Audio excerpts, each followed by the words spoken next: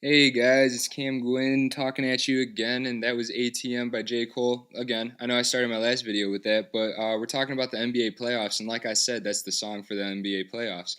So, another Little Man episode, let's just dive on in because it's probably going to be a little longer. So, we're going to start in the East for the NBA playoffs, and we got the Bucks and Celtics. Right now, Boston is up 3-2 on Milwaukee, and they don't have anyone really. I mean, Hayward got hurt like what 5 minutes into the season, and then Kyrie also is out. So who do they really have? I mean, Marcus Smart came back. That's cool, but he's not like a superstar caliber person like Kyrie or Hayward is.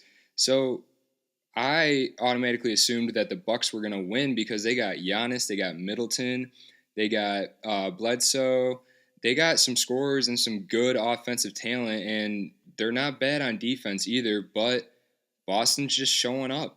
The Bucks aren't playing how they should be playing. I mean, the Greek Freak is playing great. He's got 25 points, or almost 9 rebounds, and 7 assists a game. What more can you ask from him? And then Chris Middleton is scoring 25 points a game. But then once you get past that, the next closest one is Eric Bledsoe, and he's only averaging like 12 points a game. You can't really do that. You can't have your half of your points for each game coming from only two people.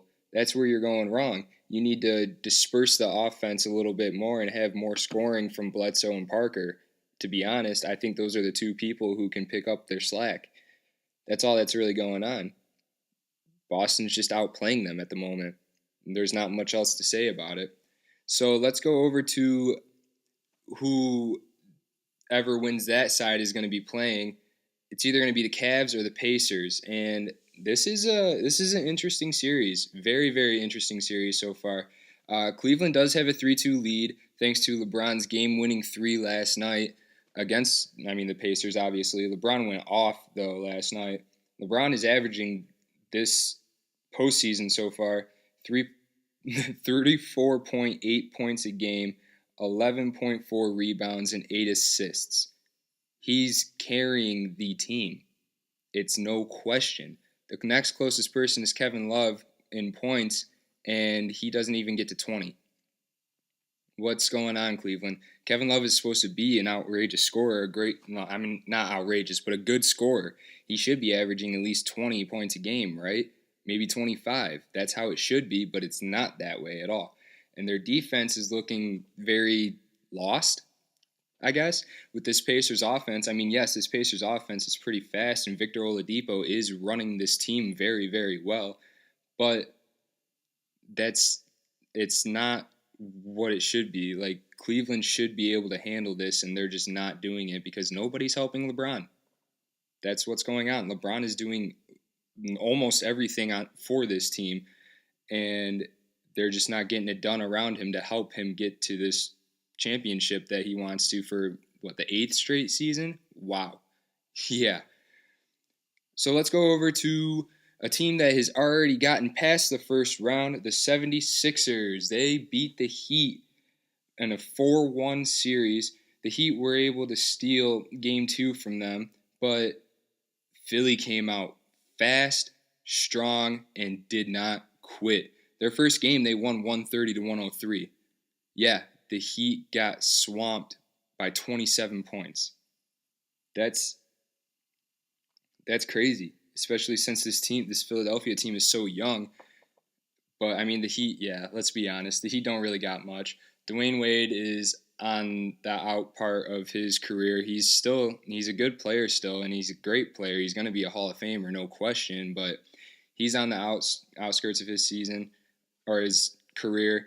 Whiteside hasn't really done much to help, and it's upsetting to see. The only person that's really doing anything is Goran Dragic, and that's not enough.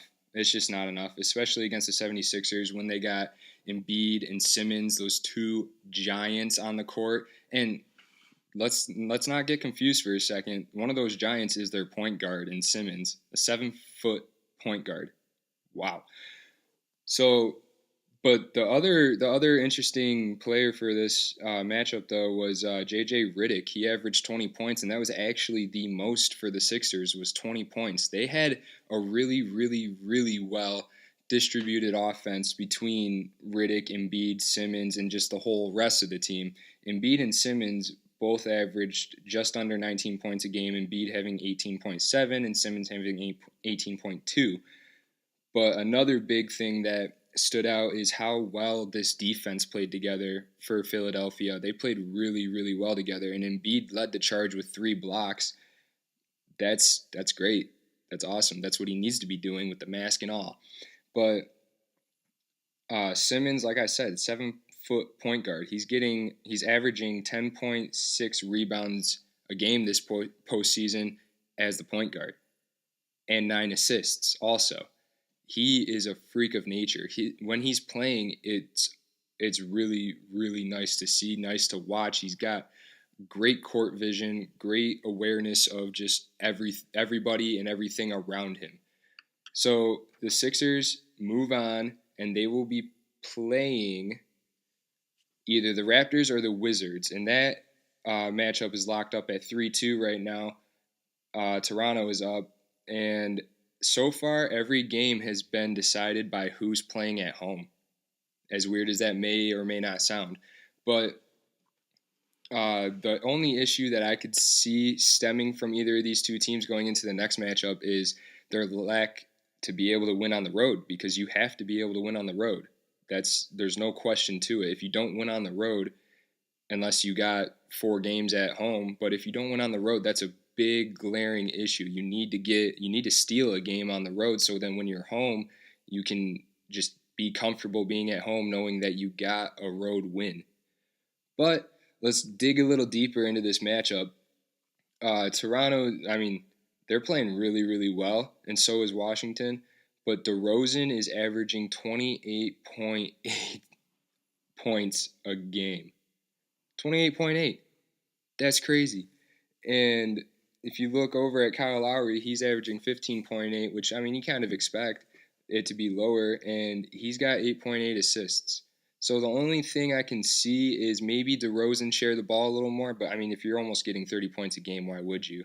He's only got 5 assists. So if you can see these two kind of working the offense like how they have been and maybe producing more points for other players, it wouldn't be an issue for Toronto to just be able to get on to the next round, which I think they will, but you never know.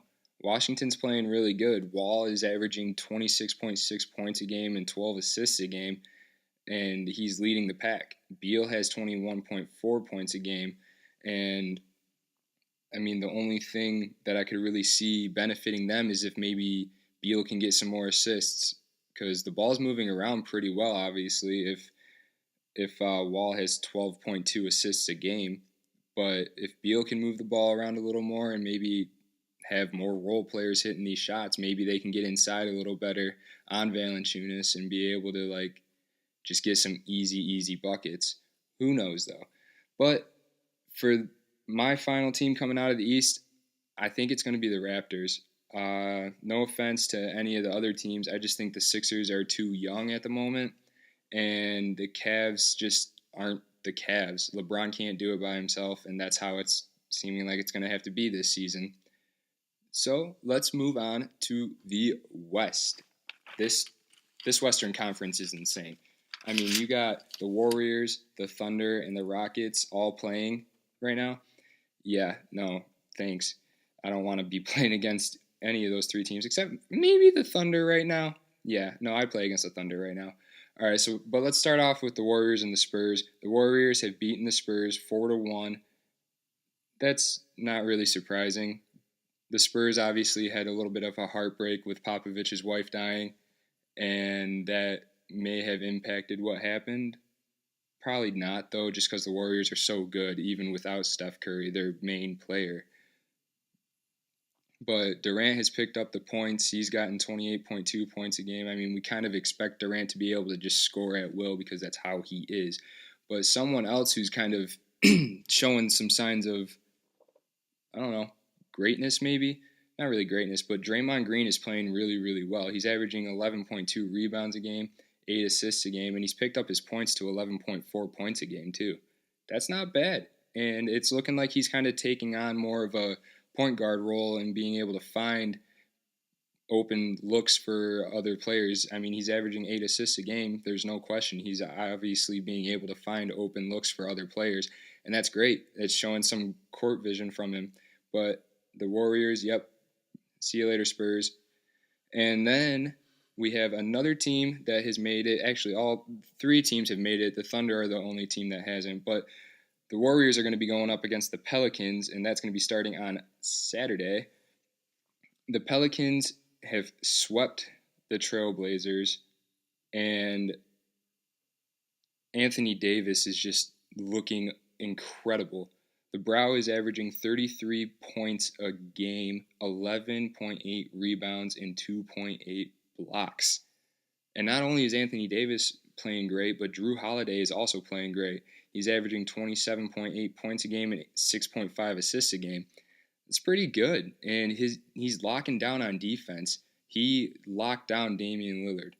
Damian Lillard was not able to do anything. He averaged only 16.8 points when he averaged 26.9 during the regular season. Damian Lillard needed to pick up the slack. He didn't. That was the deciding factor right there. It was really Damian Lillard. C.J. McCollum came out and played great. He averaged more points than he did in the regular season, like he should have. That's awesome. But Damian Lillard didn't show up, and Anthony Davis did, and so did Drew Holiday. And let's not forget about somebody who is still in the league, really? Rajon Rondo. He's averaging 11.3 points a game, 7.5 rebounds. Yes, I said rebounds, and 13.3 assists. Rondo looks like vintage Rondo, from Boston. And I'm not lying when I say that. He's looking really, really good. So let's go to the other team who has made it to the next round, the Rockets over the Timberwolves. That was a 4-1 series, and there was really no question that the Rockets were going to get out or not. They got out. It wasn't a question.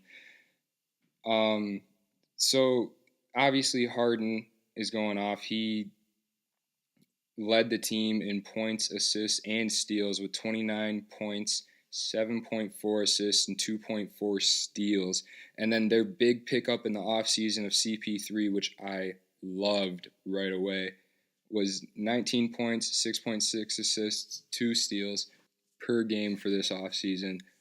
I mean, look, you get this team to go up-tempo, they go right with you. You get this team to slow it down, they slow it down right with you. This offense just switches to whatever the game needs in the moment, which is a sign of a great team. Adaptability. I said that in one of my other videos. They adapt. That's just how they play. They're a great team, and their defense is awesome. Harden's actually showing up on defense. He's not just moseying on back there, taking his time. He's actually getting back and trying to stop people, which is awesome. That's what they needed last year. They didn't get it out of him, and now they got it. The Rockets are unreal this season. There's no question about it. So let's go to whoever they're going to be playing against, either the Thunder or the Jazz. Right now, Utah is leading this series 3-2. Yes, Utah is leading the series 3-2. Yes. Wow. Even with the big pickup of Paul George and the pickup of Carmelo Anthony this offseason for OKC, it's not enough. It just isn't. For whatever reason there is. OKC is not playing to how they should be playing. I mean, Paul George and Westbrook are playing awesome. There's no question about it. Paul George is averaging 28.6 points a game, which is great. That's what they need. And Russell is averaging 26 points, 12.4 rebounds, and 8 assists. He's playing great. Yeah, he's not averaging a triple-double like he usually does, whatever, but still, that's a great stat line right there. The only other issue is nobody else is playing for OKC right now. That's just what it seems like anyway. But Donovan Mitchell, wow. This rookie is crazy. First season in the NBA, first time in the playoffs, and he is lighting it up. He's averaging 26.6 points a game and 7.8 rebounds a game as a rookie in his first year. He's leading this team. He is showing that he is the leader of Utah right now. And Rudy Gobert is playing great. That's awesome. And Utah is just coming together on defense, and they're playing great defense against OKC. And it's just, this series is a toss-up, in my opinion. I thought coming into it, the Thunder were just going to be able to handle it and win, but the Jazz are holding in right now, and Donovan Mitchell is playing outrageous. If the Thunder can stop Donovan Mitchell, then yeah, they're going to be able to win, but I don't know if they're going to be able to. They're playing hard D, and Donovan Mitchell isn't getting super easy shots, really. He's making hard shots. That's what's going on in this series. So if Donovan Mitchell keeps playing how they're playing, I have no problem seeing Utah going on to the next round. But that just means they're going to be playing the Rockets. Who's going to come out of that? I'm sorry, the Rockets. In my opinion, this is opinion, I've gone through the West now, and I think it's the Rockets to lose. I know Steph Curry's probably going to be coming back soon within the next week.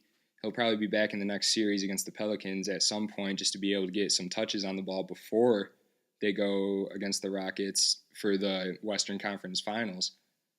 But I think it's the Rockets championship to lose this year. And not just Western Conference, NBA championship. Because this team is just, like I said, they're very adaptable on offense. They'll slow it down. They'll speed it up. They'll do whatever, and it doesn't matter. They're still going to score, and they're going to find open looks because that's what CP3 and Harden can both do for their teammates. They can find the open teammate and get him an easy shot. There's no other way around it, and especially if their defense is going to be playing how they're playing, yeah, nobody's standing a chance. So there's my NBA playoff picture, wrap up, whatever you want to call it.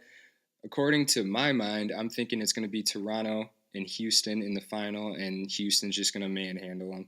So if you like what you heard in today's video, make sure you hit the subscribe button to be notified when I'm going to be having new stuff come out.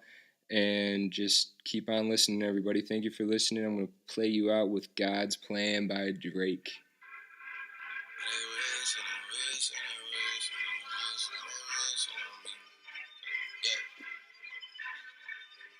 I've been moving calm, don't start no trouble with me. Trying to keep it peaceful is a struggle for me. Don't pull up at 6 a.m. to cuddle with me. You know how I like it when you loving on me. I don't wanna die for them to miss me.